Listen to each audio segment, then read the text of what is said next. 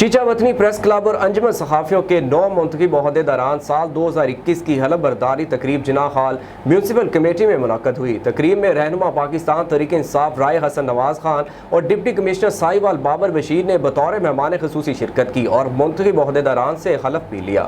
چیچا وطنی press club اور انجمن صحافیہ کی حلف برداری تقریب کا آغاز قرآن پاک کی تلاوت سے کیا گیا۔ مہمان خصوصی رائے حسن نواز خان اور ڈپٹی کمشنر بابر بشیر نے سال 2021 میں 9 منتخب صدر ایس اے ساجد اور تمام عہدیداران سے حلف لیا۔ اس موقع پر رائے حسن نواز خان نے پنجاب حکومت کی جانب سے منتخب عہدیداران کو 5 لاکھ روپے کا چیک بھی دیا۔ تقریب سے خطاب کرتے ہوئے معزز مہمانوں نے پریس کلب کی مثبت اور حقائق پر مبنی صحافت کو خراج تحسین پیش کیا اور ان کی عوام کے مسائل اجاگر کرنے کی کاوشوں کو بھی خوب سراہا۔ چیچا وطنی ایک ایسی جگہ ہے جہاں سے ہمیں ہمیشہ ایک مثبت اور تعمیری تنقید اور تجاویز آئی ہیں۔ ہمیشہ سے ایک مثبت کردار رہا ہے ہمارے چیچا وطنی پریس کلب کا، اور اس بات کی میں اس سے بڑھ کر کیا بات کروں کہ میں اپنی 15 سالہ سروس میں آج تک کسی پریس کلب میں نہیں گیا، نہ کسی کی تقریب میں گیا۔